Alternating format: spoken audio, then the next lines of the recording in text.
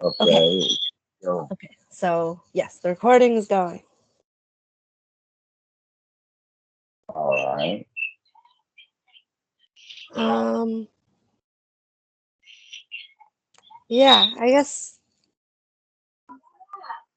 I'm not worried about making the wrong decision about what to do next because I've made so many wrong decisions before. Mhm. So that's not. I know whatever decision I make next might be wrong, and that's okay. But how do you choose? Well, the first question I have is relocation an option for you? Uh, not with, n- not until I have some money. Okay. Yeah, not until I have some money. But then it would be. I live You alone quit at your the moment. job and without having any money saved up? Is that what happened? Was it an emergency quittal or was it Yeah, well planned? it was more of an emergency quittal. It was my grandma was getting very sick, and I wanted to spend more time with her, and I was working 50 to 60 hours a week at this job. So that, yeah, it wasn't possible. Does she live on her own? No, no, she lives with my mom. I I see. just she's just, yeah, very important to me, and she's reaching the end of her life. So um yeah, I couldn't do both really. I couldn't have the job and make time to see her. So is moving in with them an option? um yeah, it would be. Okay. um I would be giving up a lot of, I guess, the freedoms that I have now, which is the hesitation there. um but do you think? What do you mean by that? That they're going to put a lot of rules on you? But you said that you quit so that you could take care of your grandmother. Living with her will allow you to do that. Right. um there is somebody, well, yeah, and my mom is taking care of her now, and it would be of great help for me to help her. But I think we just have different ideas of what living, like, my mom would rather me work, I think, than move in with them. And and while they're glad that I've been going home and visiting more often, um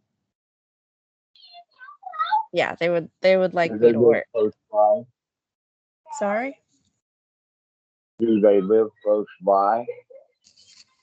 Yeah, about like 40 minutes away. Yeah. All right. Who else is involved with this? Started to talk about it. um who else is involved with? No Yeah, you one. talk about Sorry? you were talking about your freedom that you wouldn't have freedom if you moved in with your mom. Yeah. So, yeah, just me. I don't live with anybody. Um, I do have 3 cats that I'm taking care of that I would be bringing with me if I were to move in with them. I I frequently use marijuana, which they wouldn't be happy about. There's a couple things in the way, I guess.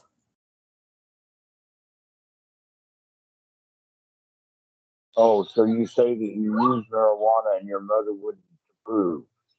No, she wouldn't agree with a lot of the things that I do, I think, and how I choose to live. Well, you might want to discuss any and all of that before you do move in, because Right. it's going to be partly her decision also.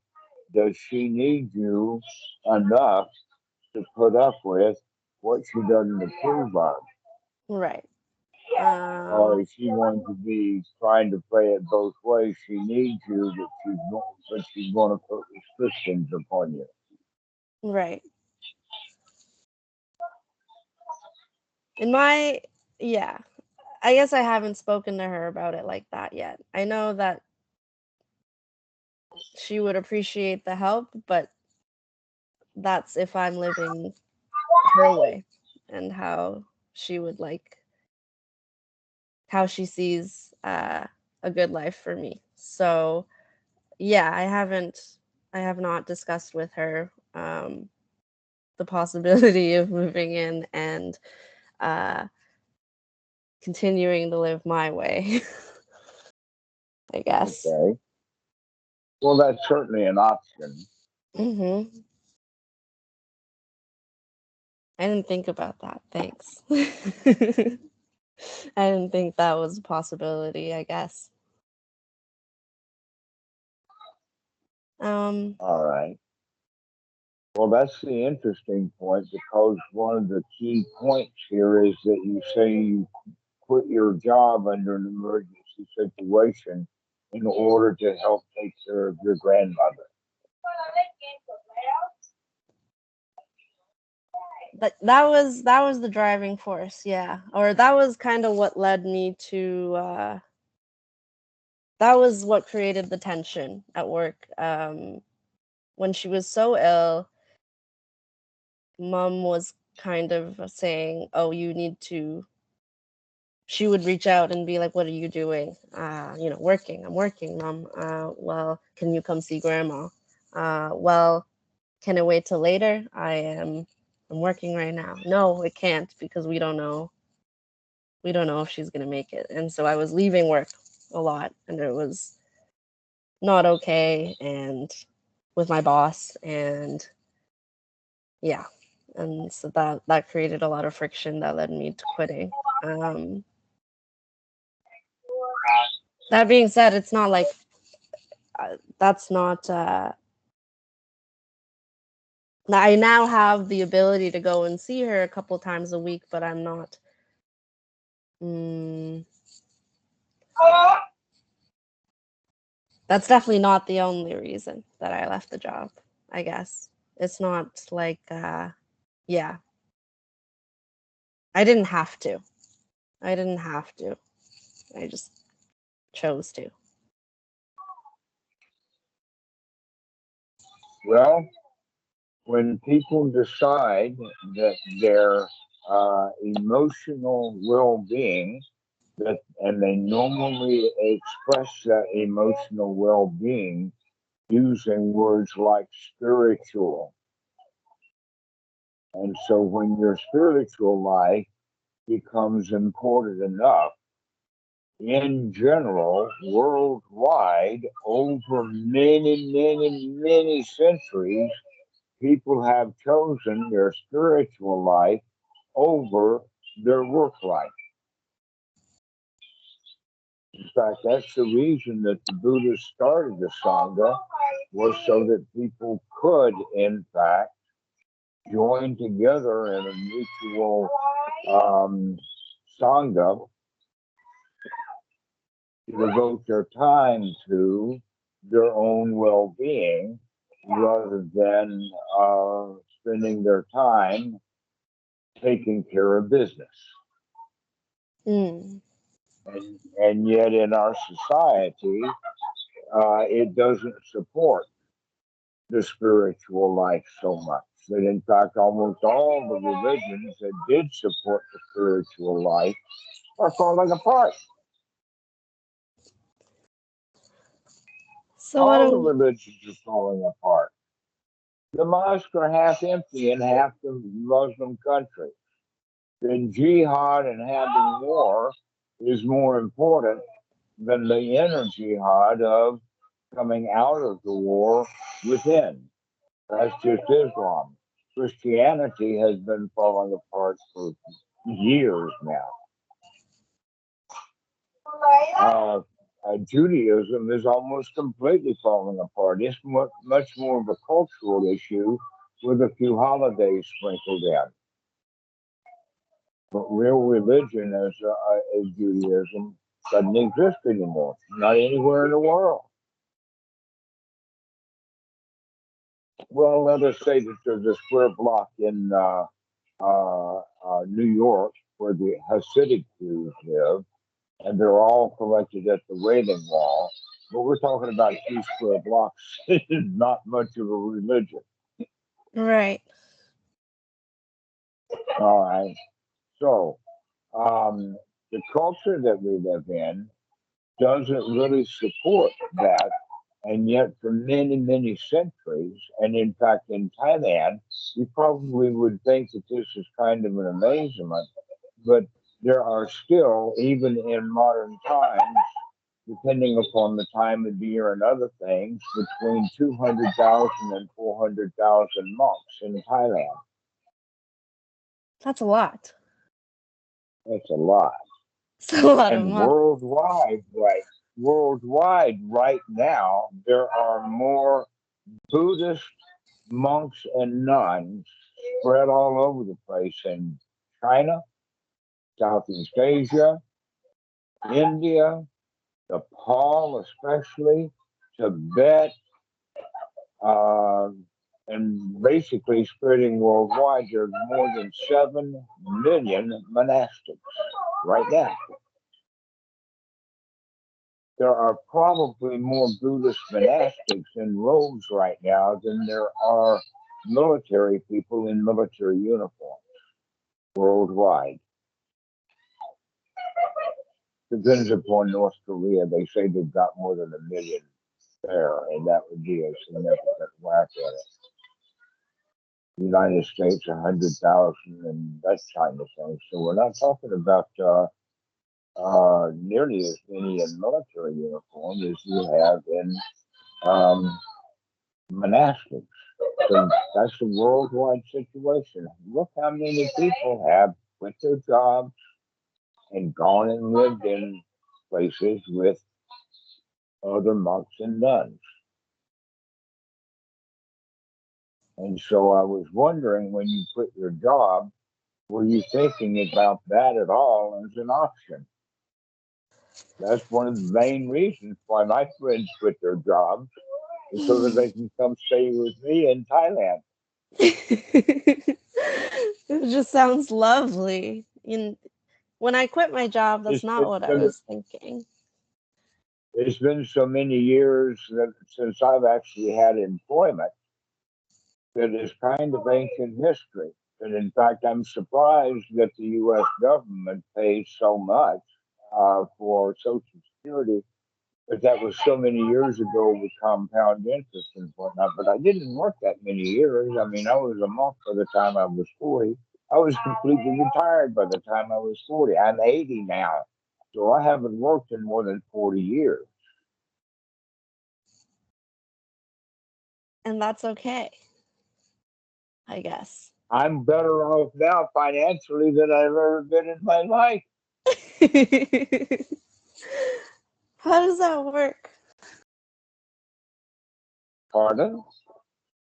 Is it because you've relocated and you don't have those expenses that you had before now? I mean, I'm asking how that works, that you're better off financially now. My Social Security that I get from the U.S. government is more than double living expenses. So every month, putting about half the Social Security away, don't need it. So where you'll find in the United States, people say they can't live on Social Security. It's only about half of what they need. Well, that's partly because the U.S. is financially really screwed up. Right. But you can, even in America, you can go find a little house, a little hut way off in the wilderness and live happily. Cheaply.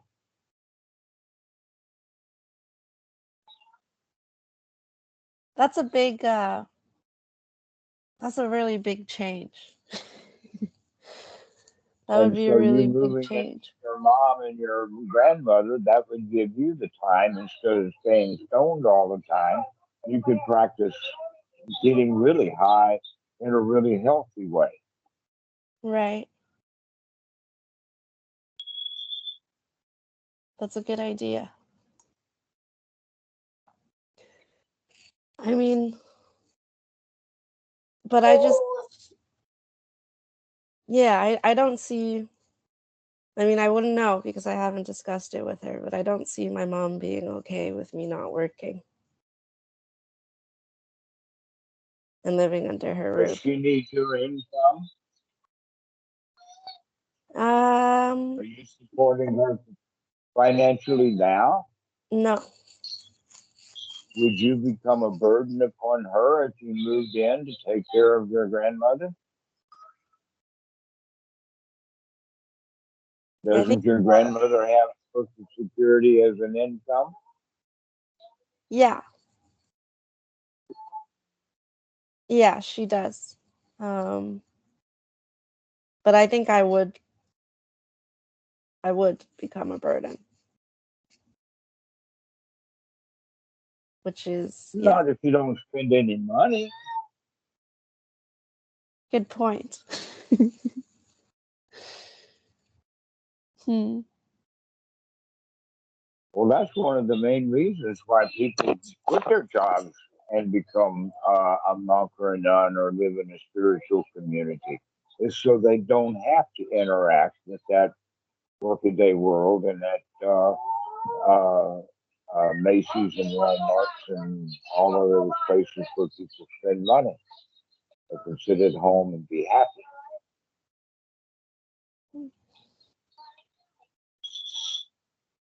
And you wouldn't believe how many guys I've gotten here. And in fact, a couple of women, both of them, by the way, are named Anna, who has spent time at a nunnery in Sri Lanka. And now one of them is living in France and the other one is living in Mexico.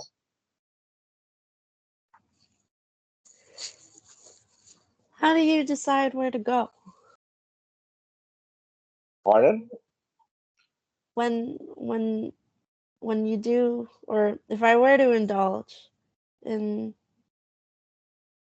my spiritualness, as far as nunneries and places to go to experience these things, how do you decide where to go?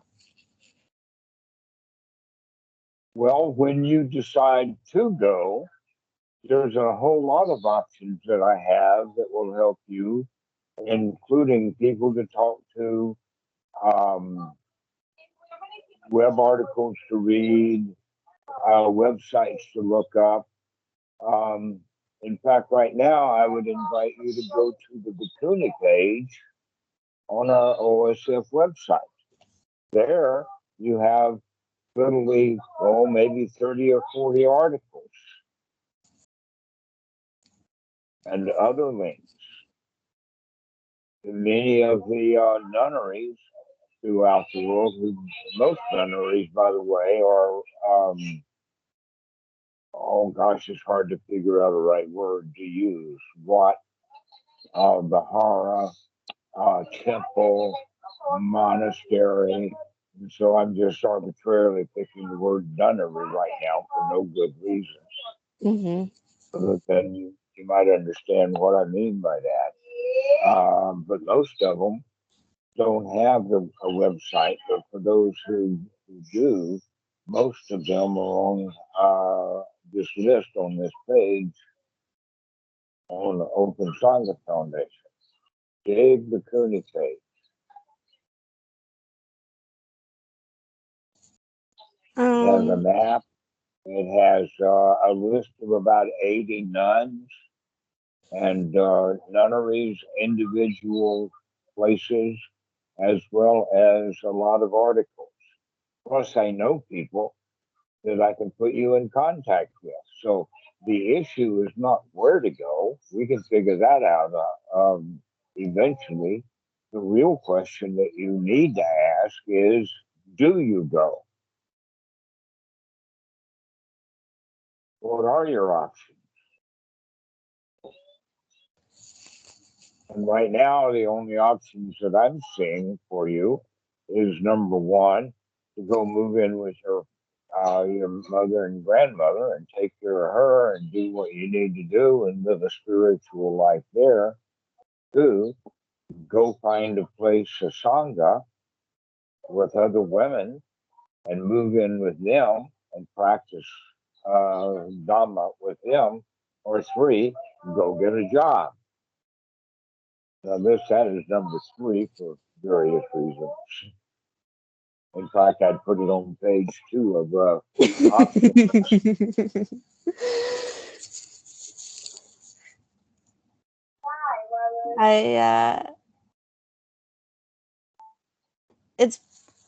It's just strange because that was, I think when I quit, that was I knew I was going to take some time for myself and whatnot, but that was always the plan. Well, so your option is actually to eventually go back to work. Huh? Well, that's what I thought, but I'm having trouble just kind of. I'm having trouble like I feel so stuck in this limbo. I don't know what kind of work would be fulfilling. Wow, but what's wrong with limbo other than the feeling of being stuck? What was that? And limbo is a whole. I said, what's wrong with limbo other than the feeling of being stuck? I mean, you could be stuck in hell. That it's draining my You could bank be account. stuck in a job, but now you're stuck in limbo. Limbo, that I've done that one. Limbo sounds good to me. No place to go, nothing to do. And it's been great. Like I said earlier, I'm the happiest I've ever been. I just Yeah, you can be happy in limbo. Just wow, everything is cool. everything's okay and I'm practicing and whatnot. Practicing the Dhamma, but there's that word. But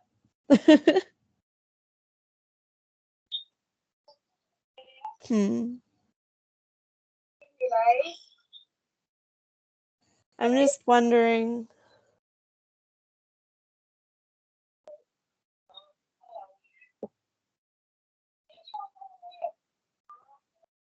Yeah, I don't know. How do you know when you're ready to ditch everything? Actually, if you think about it, it still for you has the quality of being stuck, Right. right? So if you moved in with your mom, you'd be stuck with her. You'd be stuck with taking care of grandma. If you've got a job, you're going to be stuck with the job. The other possibility is getting stuck in a nunnery. But the feeling of being stuck is something that you're making up inside your own mind. It's quite possible you could spend a week working and a week at mom's and a week in the nunnery, and every month you cycle through them without feeling stuck.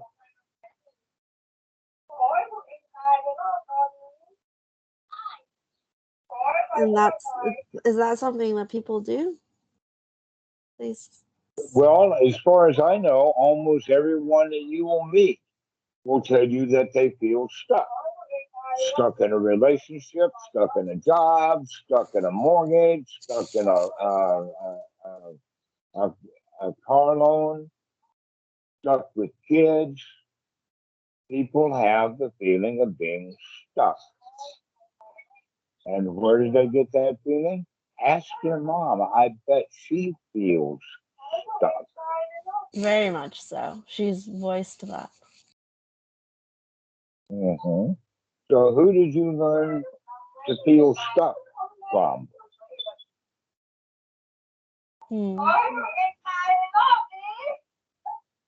And so, of course, if you move in with her, you'll feel stuck, which is exactly what you mentioned to me when you said that you wouldn't have any freedom there. And I heard that. Yeah. I've heard you use the word freedom and the word stuck.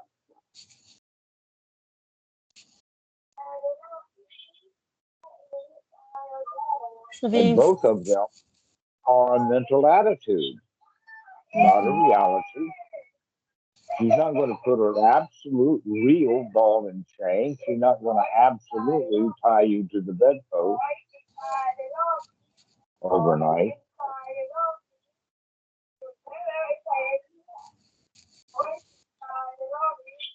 So the feeling of stuck, actually, one of the qualities, if we can go off in that direction for a little bit, that is the self. The self is that which feels stuck.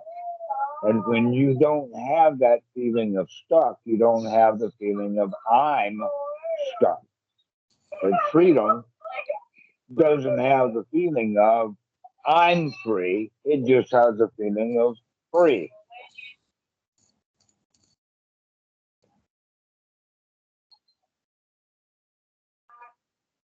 just absorbing what you're saying.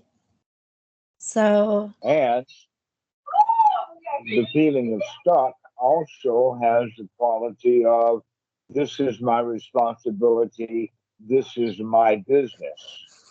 And freedom has the quality of that's not my business, that's not my concern, that's not something that draws me in to it.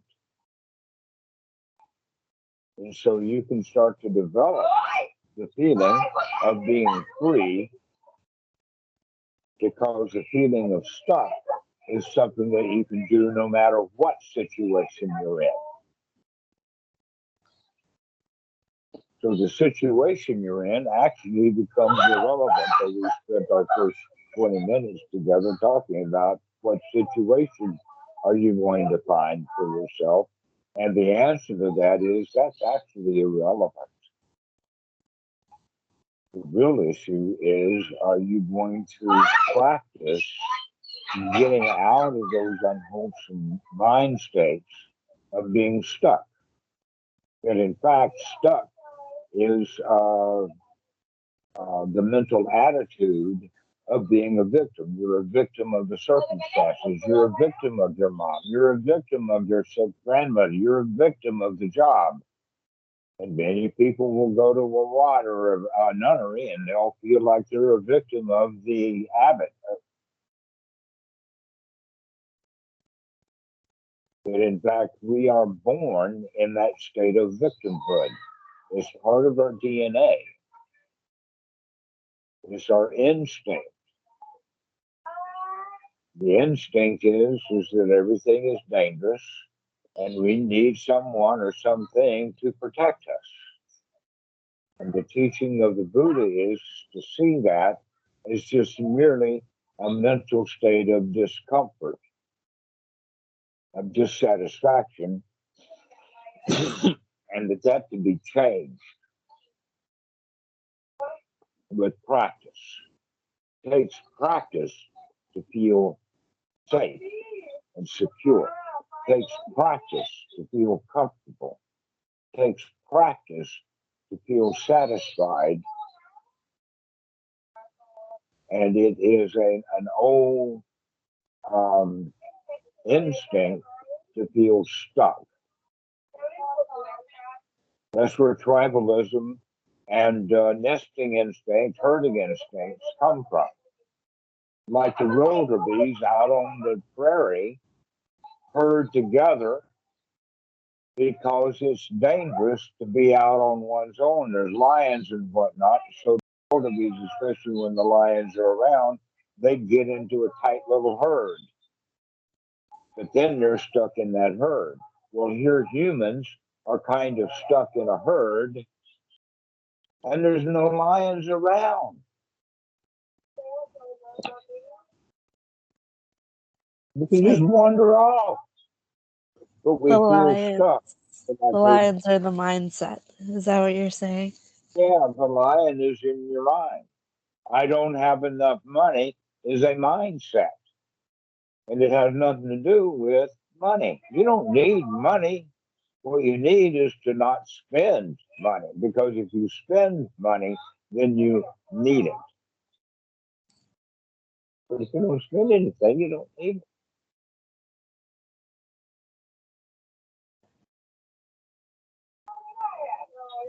That makes a lot of sense.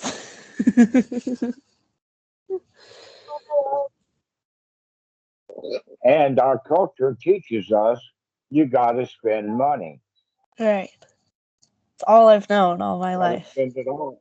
It's really funny. They get you trapped with the phrase you gotta eat, you gotta work, you gotta work to eat. And yet, how many jobs do you know that only pay enough salary to buy groceries? Oh no.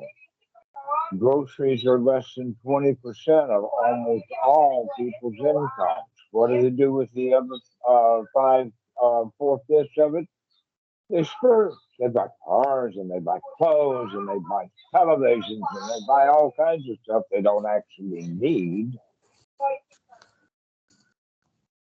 And then they feel stuck in the job as well as stuck with all their stuff. You probably got a whole lot more stuff than you need. Way too much stuff. Yeah. Here's a question for you.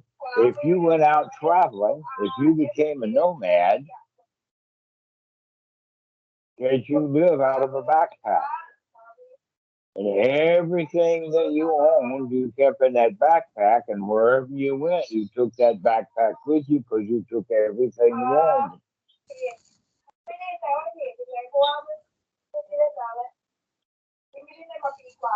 I wouldn't be able to fit very much. Right. You don't. That's the whole point. Is that I've seen it happen to many people. One guy came here to visit, and when I picked him up at the port, we had to make two trips. We had to actually work it so that he had three big suitcases. Just for a visit. And while he was in Thailand, he gave rid of 2/3 of that stuff so that when he left, he only took one backpack. He learned. He got rid of everything he didn't need. You see, when you live in one place for a long time, you can have a whole lot of possessions. But in fact, normally how much you need is at hand. And when you put it into a drawer, that means you don't need it anymore. And for many people, the stuff gets actually shoved out to the garage, which means they really don't need it anymore. Doesn't even see the light of day. And then a lot of people will actually go and rent out or what do they call it, a facility to keep all your extra old stuff, A which storage means, yeah, storage unit, exactly. Okay, which means you've got to go pay rent to go visit stuff that you don't need.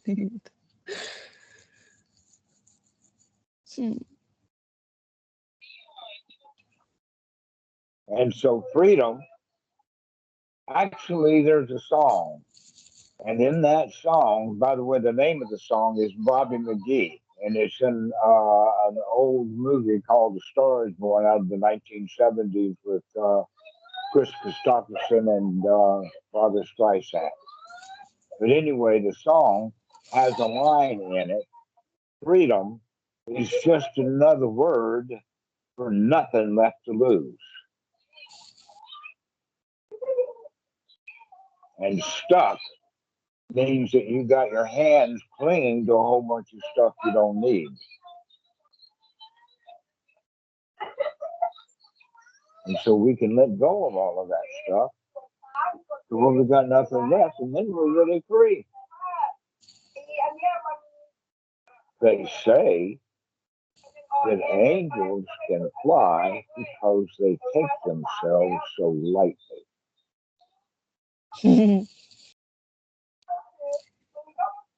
So all you have to do is just let go and just stop taking things seriously. Stop taking things heavy. Stop clinging to stuff. There's where you feel stuck. Here's another example. This is used in Thailand, it's used in Africa. It's an old system. And what they do is they'll take a coconut and put a small hole in one end of it and a little bit larger hole in the other. And they'll run a rope through and tie the rope in a knot from the little hole and then tie that coconut to a tree. And the monkey will come along and find that coconut and put his hand in and start getting the stuff out. So when he makes a fistful of the stuff, he can't get his hand back out. He's stuck. When all he has to do is to let go and slither his hand right back out. The reason he's stuck, and they do, I mean, this is how they capture monkeys. This is a trap set. It's just nothing but a coconut tied to a tree. And the monkey traps himself. I'm the monkey.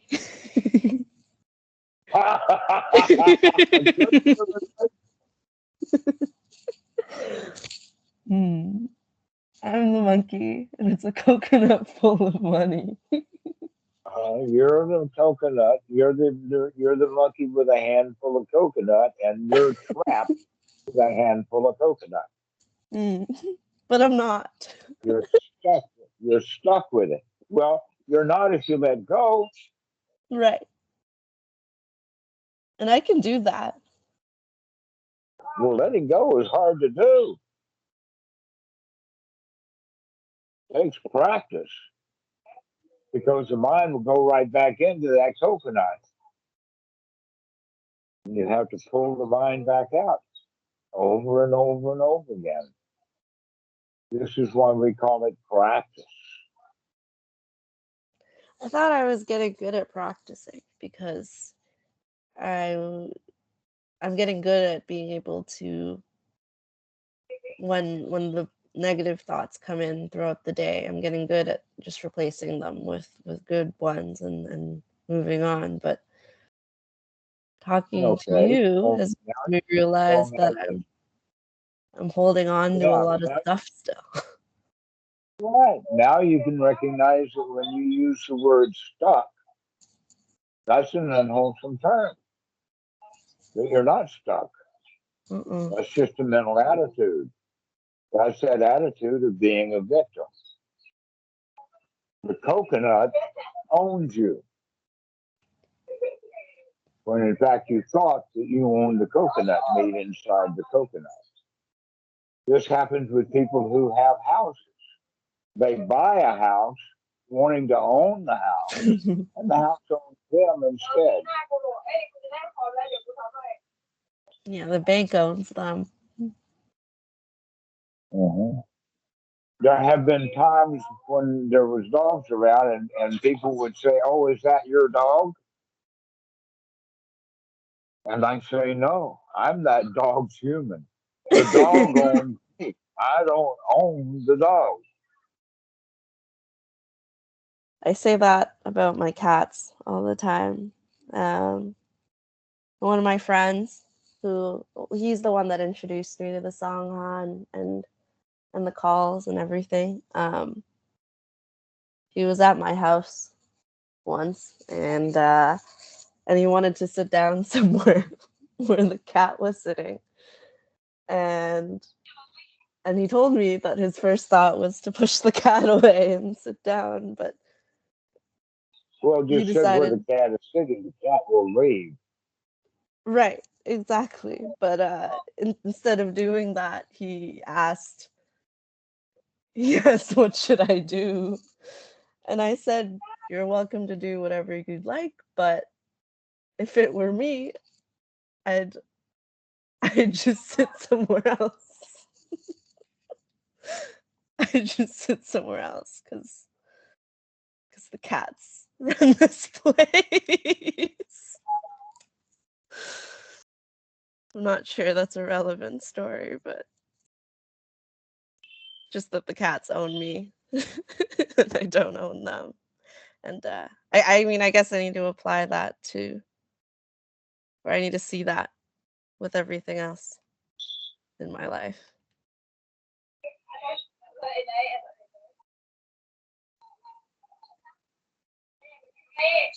All right. So now, actually, all of this time that we've been talking about stuff, that's the self. For instance, anything that you own actually owns you because the you is there that owns the stuff. To be able to cling, there it becomes a clinger.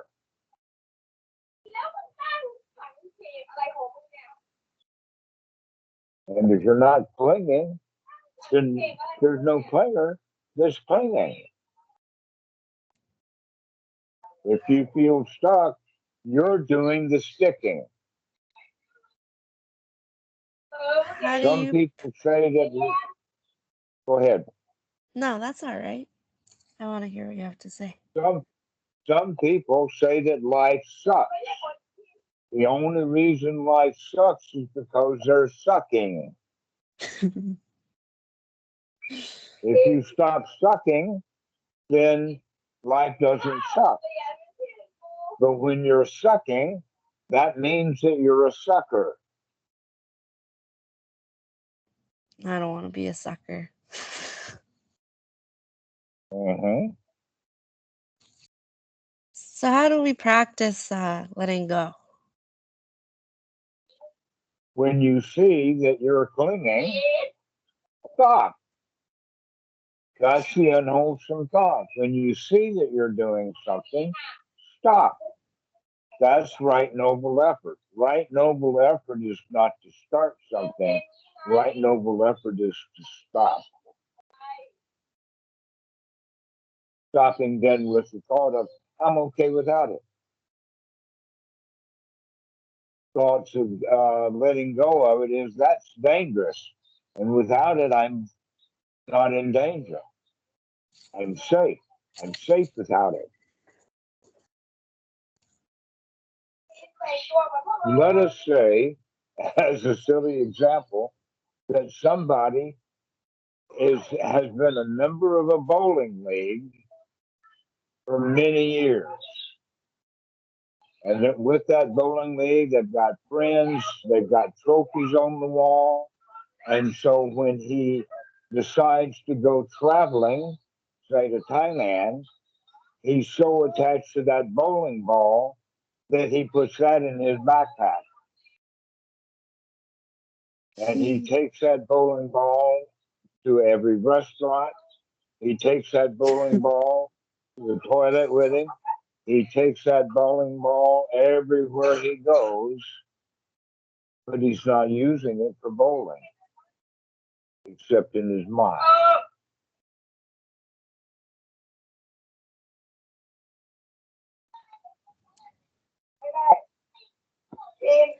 He doesn't need the bowling ball to think about bowling. He doesn't need the bowling ball because he's not bowling. Right. But he is stuck with it mentally. And all he has to do is get off the train and leave the bowling ball on the train. It's that easy. But breaking up is hard to do, so the song goes. And so we stay stuck with stuff because we don't want to break up with it. Mm. And yet that breaking up process, now there's freedom. And so that guy carries that bowling ball everywhere he goes, thinking, my bowling ball. And the reality is the bowling ball owns him. Right. He's got to carry it everywhere. And he's got to carry it around. That makes a lot of sense. Or back to the monkey, that coconut is actually the monkey's bowling ball. He's got his hand stuck right in it. And all he has to do is let go of the meat of the coconut, the white flesh, and pull his hand out.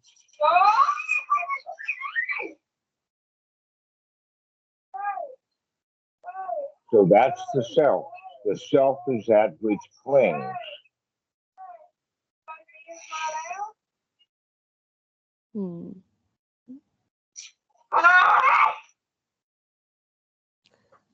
And so personality view is I am the one who clings.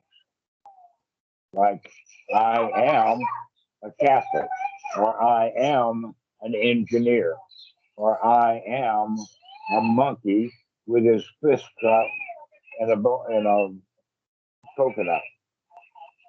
And so whatever we identify with, that's what we're stuck with.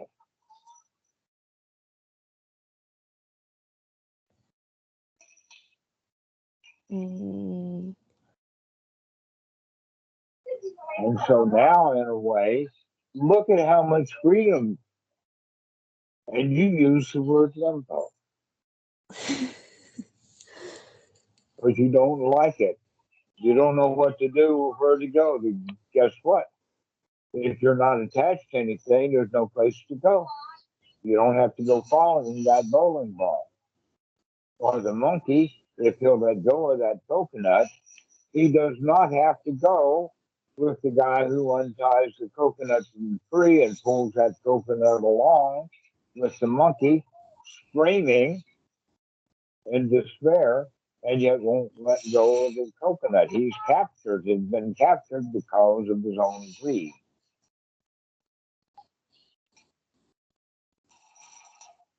But in fact, that's how 99% of all scams work. You probably even heard about the email that's sent out from Nigeria saying, oh, I'm a Nigerian prince and all of my millions of dollars are locked up. All I need from you is your bank account number and you can have half of my millions of dollars, right? Right.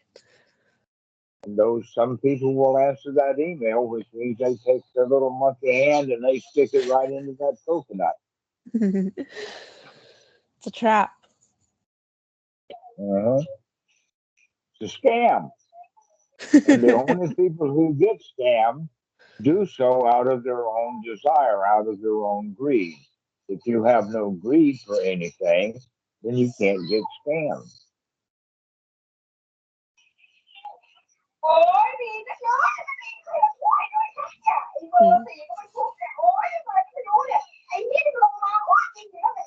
This has been very helpful.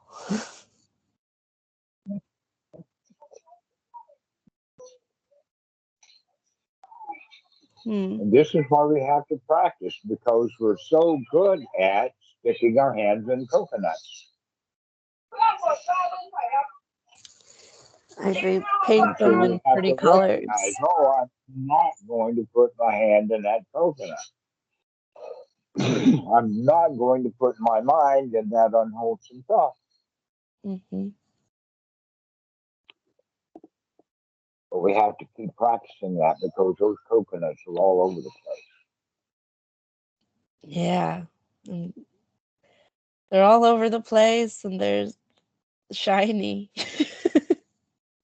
They're shiny and colorful. But I don't need them. All right.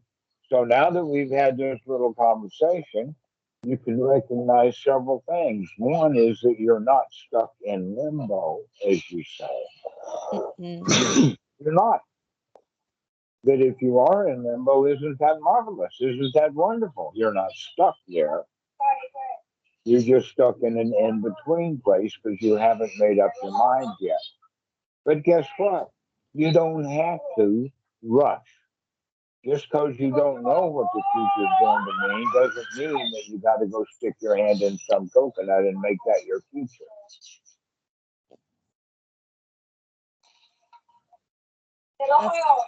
That's how I was feeling. A lot of you don't know until you try, and then just sticking my hands in coconuts.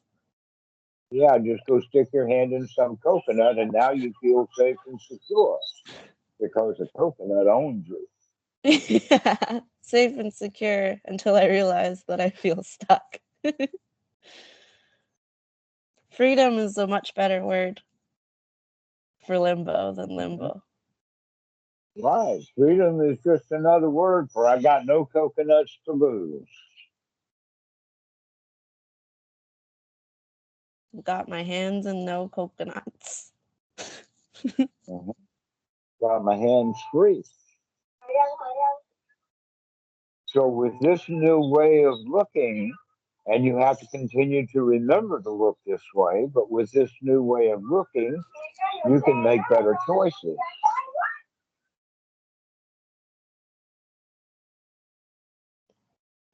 And that's what I was asking you in the beginning. How do you choose?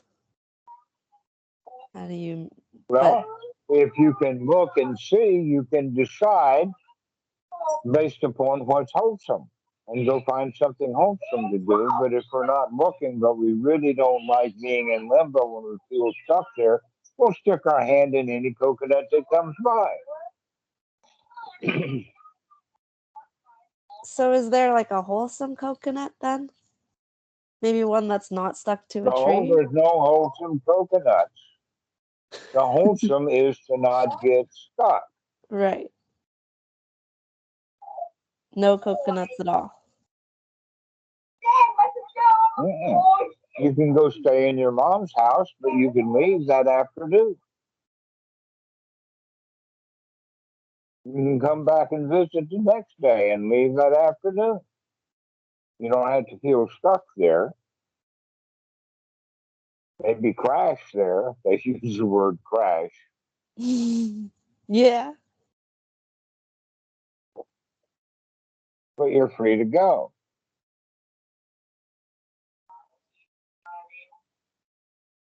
And I don't have to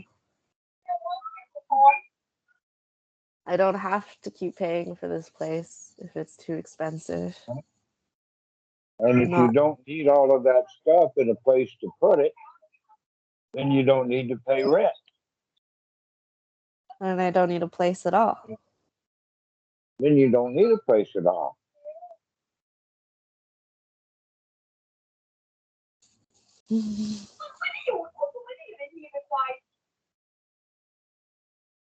Thanks. And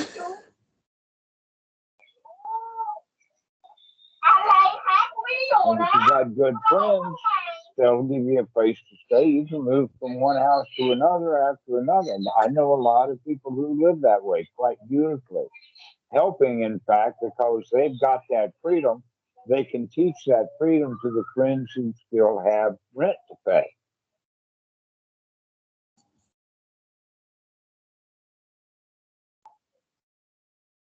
A spiritual vagabond. Asia is full of them. They've even got Pali words for it. Tutong or Tudanga. Just don't walk about it. Just take a hike. Be at home wherever you land.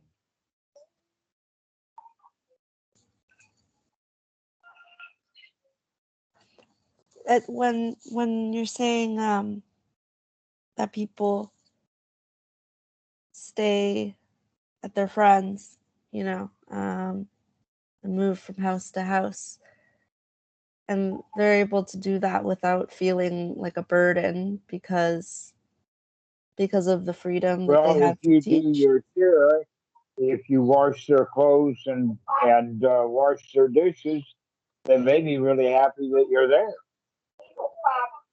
But if they have to take care of you, you're a guest, and they have to take care of you, then now you're a burden. Now they're stuck with you.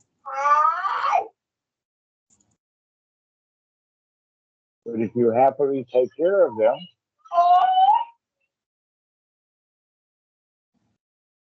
And you're not a burden. uh-huh. So there's many different possible lifestyles that you can choose. And you can move back and forth until you find one that you like.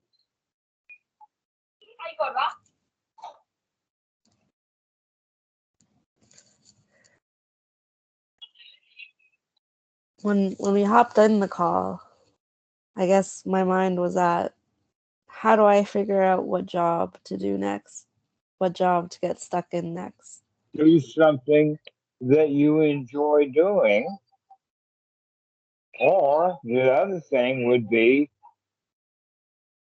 to enjoy what you are doing. If you're enjoying what you are doing, I mean, you can flip hamburgers and do the fryer at a fast food place, and it's not a job. It's a place that you occupy to spread joy.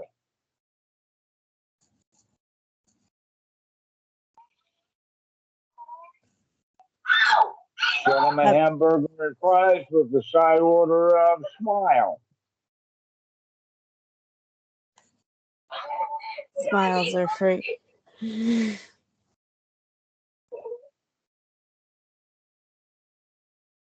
Wow. Well, I feel a lot less overwhelmed by choice. I mentioned that. Well, I'm glad you don't feel so stuck now. When you No, called, you felt stuck, exactly. not recognizing how free you actually are. Remember that stuckness was something you created.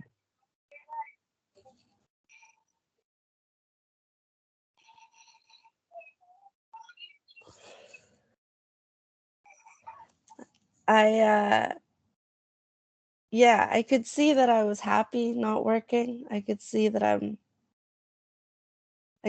was happy, but maybe that wasn't